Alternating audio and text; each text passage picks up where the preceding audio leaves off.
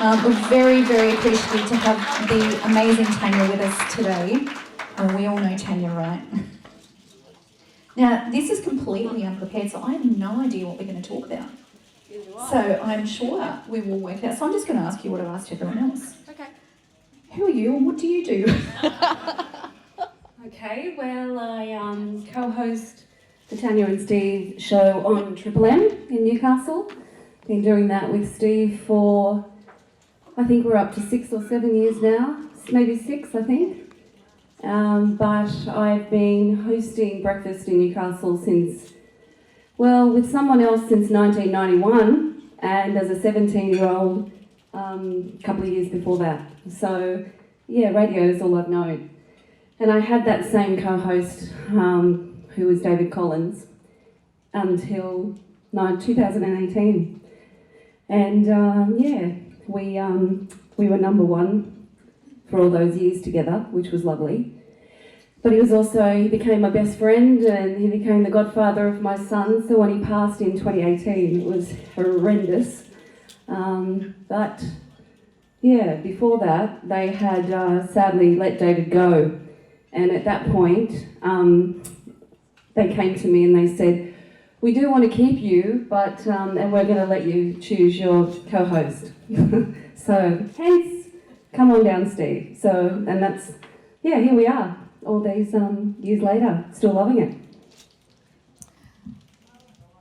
Thank you for sharing. I can see and hear how emotional that is for you. So, thank you so much. Yeah. Hugs.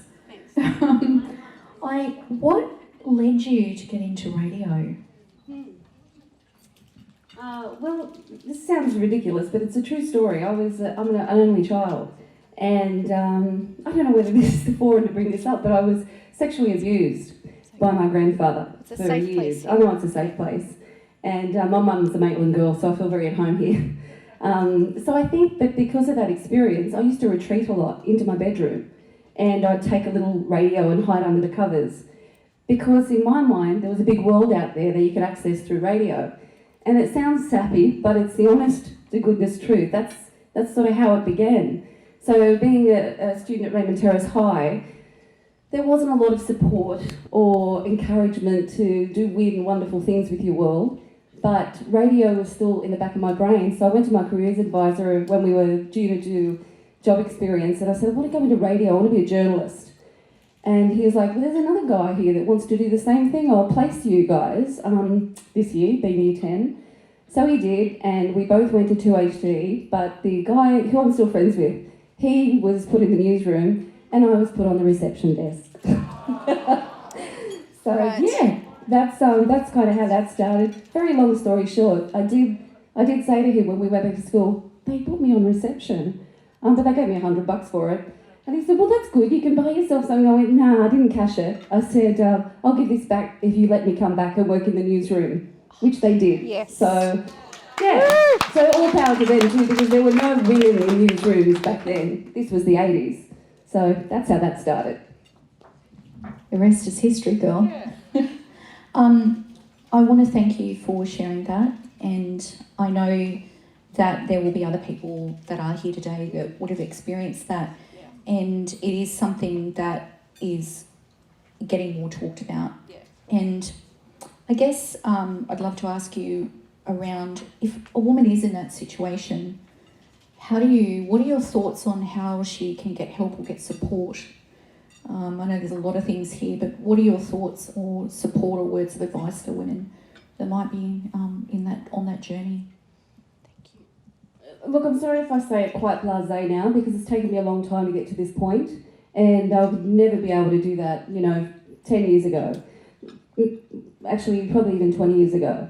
So when you ask me where do you go for support, I hope being able to talk about it freely and not blasé, but I'm at that point, that by having the conversation, it makes others be aware and be able to step out, step up, or just realise that it isn't okay, as we well know, and it could go on in families, because my family didn't know. My family had no idea. But I'm hoping that it's changing. Is it? I don't know, because I know from my emails that I get, it doesn't seem like it is. there's plenty of young girls, women, older women, that are still coming to grips with it. So I can't believe it's still going on, but it is. So as far as getting help, well, we know there's even women here that provide that sort of help. So, yeah, it's, I don't know whether I'm the right one to ask, because if I get asked, I refer them on straight away, or I'm there to have a chat.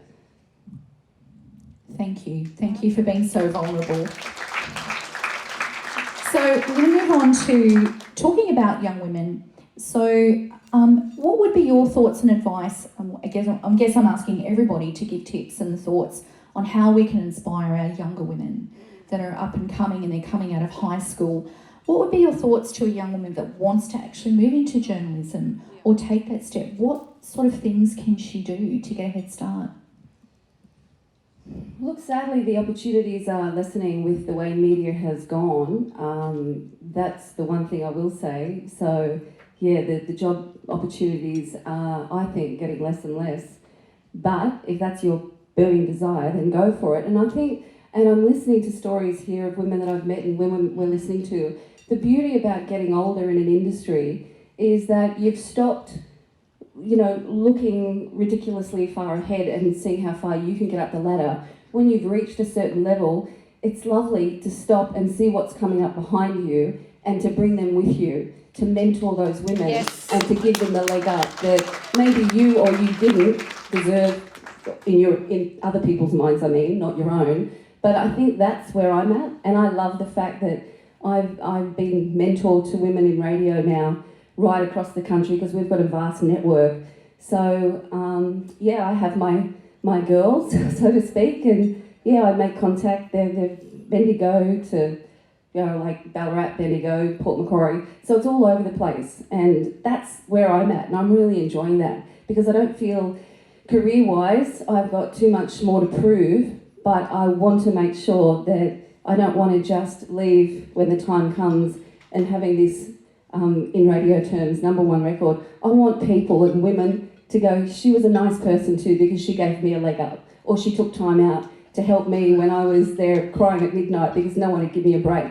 So that's where I'm at, and that's what I hope that I can leave behind when they don't renew my contract next, whenever that will be. Oh, I think it's going to be a few. Wow, thank you so much, Tanya.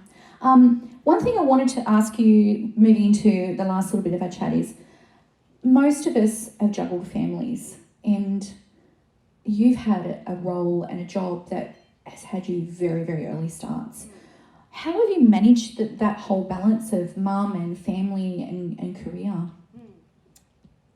Yeah, I think my job's been great for that, to be very honest with you. Whilst I wasn't there for breakfast, only on the rare school holiday when I could take time off too, I was always there for later in the day, or could take off a bit earlier, instead of 10, 11 o'clock, maybe leave at 9 some days to get to a sports carnival or whatever. But I was always there for the pickup at the end of the day. So I have no regrets about the way our family life was managed. And my husband was a stay-at-home dad too for the first 4 years, because we were living in Dublin when we got married and I fell pregnant.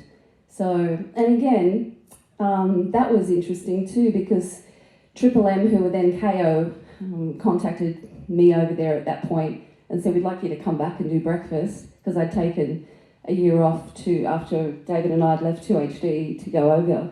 And I said, oh, lovely offer, but I'm pregnant. And they went, you know what, it's no big deal. We will put a studio into your home and you can have the baby and stay at home for as long as you like.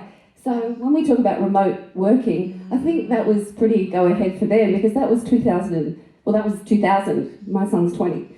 So yeah, 20 years ago, they were allowing me to work from home, which is pretty cool. And I've done the work from Switzerland, France, Ireland. That was part of my contract this time. I said, if you want me to sign this time, I want to be able to follow my son wherever he competes, because he's a triathlete.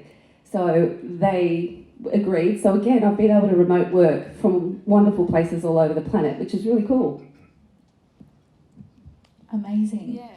Thank you so much for sharing, Tanya. Pleasure. Please give this beautiful lady a big round of applause. Thank you.